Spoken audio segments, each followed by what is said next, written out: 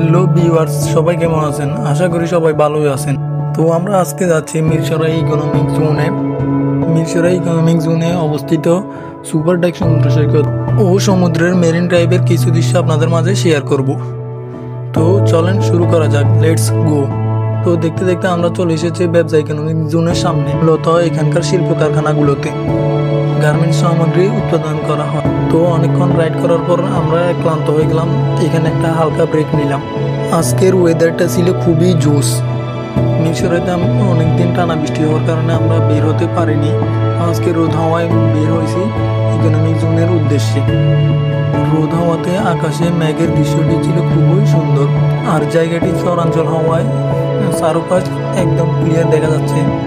চারপাশ ক্লিয়ার দেখা যাওয়ার কারণে আকাশ এত সুন্দর লাগতেছে।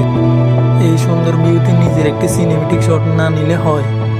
তো আমি এখানে একটা সিনেমেটিক শট নিয়ে নিলাম। এই জায়গাটার মাঝ বরাবর দাঁড়ালে আপনি ঘুরে ঘুরে পুরো আকাশটা দেখতে 360 অ্যাঙ্গেলে ঘুরে আপনি দেখতে পারবেন আকাশের সৌন্দর্যটা। এই রোদে অনেকক্ষণ সাইকেল চালানোর পর ক্লান্ত হয়ে গেলাম। তো আমি রানাকে বললাম আমাদের একটু হেল্প করো। ও সাইকেল চালিয়ে আমাদের নিজেকে টেনে টেনে নিয়ে দেখতে দেখতে চলে আসলাম সমুদ্র সৈকতের প্রায় কাছে। এখান থেকে আকাশের মেঘগুলো মনে হচ্ছে একদম আমাদের হাতের প্রায় কাছে। চলেন একটা গেমস খেলা যাক।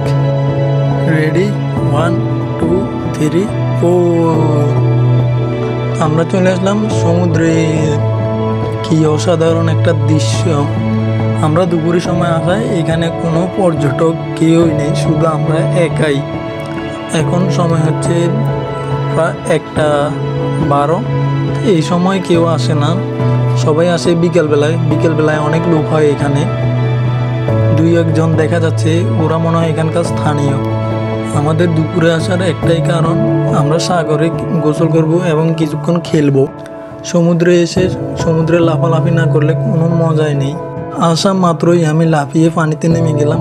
এখানে যে পরিমাণ বাতাস এবং সমুদ্রের ঢেউ অনেক ভালোই লাগতেছিল। চার দেওয়ালের ভিতর বন্দি না থেকে পাহাড় বা সমুদ্র দেখতে এত যে মজার, তা ইকোনমিক জোনে না আসলে বুঝতে পারতাম না। তো অনেকক্ষণ সাগরে লাফালাফি করার পর আমরা ইকোনমিক জোনের মেরিন ড্রাইভ ভ্রমণে বেরিয়ে পড়লাম। মিরসরাই ইকোনমিক জোনের মেরিন ড্রাইভ সড়কটি খুবই অসাধারণ। বাঁশবাড়িয়া, আকিলপুর এগুলোর মেরিন ড্রাইভ থেকে মিরসরাই ইকোনমিক জোনের মেরিন ড্রাইভটি অনেক সুন্দর।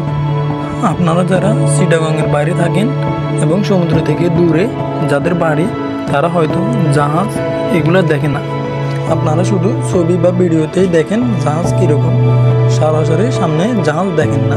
মিরসরাই ইকোনমিক জোনে আসলে আপনারা অনেক বড় বড় জাহাজ দেখতে পারবেন। নামা মাত্রই সামনে চলে আসলো গোবর। এখানকার স্থানীয় জেলেরা তাদের জাল তৈরি করতেছে, অনেকেই বড়শি দিয়ে মাছ শিকার করতেছে। বৃষ্টির দিনে স্থানীয়রা এই জায়গাটাতে জাল দিয়ে মাছ ধরে। এক ভাই মাছ ধরার জন্য বড়শি দিয়ে সাগরে টোপ ফেলতেছিল, দুর্ভাগ্যবশত তার বড়শিটি হাত থেকে ছিটকে পড়ে যায়। নাস্তা করার জন্য আমরা চলে আসলাম সাগরের মাঝে একটি ছোট্ট দোকানে। মূলত এখানে তেমন কোনো ভালো দোকান নেই, দোকানটি সাগরের মাঝে হওয়ায় খুবই ভালো লাগতেছিল। তো দোকানে ঢুকে পড়লাম নাস্তা করার জন্য। দোকানের জানালার ফাঁক দিয়ে সমুদ্রের একটা সুন্দর ভিউ ছিল, আর এখান থেকে জাহাজগুলো খুবই কাছে ছিল। দোকানটি বাঁশের মাধ্যমে সাগরের উপর ঝুলে আছে। জাহাজগুলো এখানে এসে থামে।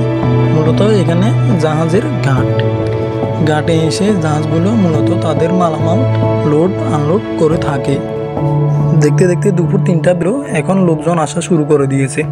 দেখেন চাচা চাচিকে নিয়ে সমুদ্রে চলে এসেছে। শুধু আপনি একা বলে আপনি আসতে পারলেন না। বালি থাকতে মিরসরাই ইকোনমিক জোনের সমুদ্র সৈকত ঘুরে আসুন, না হলে সিলেটের মতো পাথর শূন্য মিরসরাই ইকোনমিক জোনের সমুদ্র সৈকত বালি শূন্য হয়ে যেতে পারে। ভিডিওটি শেষ পর্যন্ত দেখার জন্য ধন্যবাদ। আর নতুন নতুন ভিডিও পেতে চ্যানেলটি সাবস্ক্রাইব করুন, আর ভিডিওটি কেমন হয়েছে তা কমেন্টে জানাবেন। তো আজকে এই পর্যন্ত, দেখা হচ্ছে নতুন কোনো ভিডিও বা নতুন কোনো ব্লগে।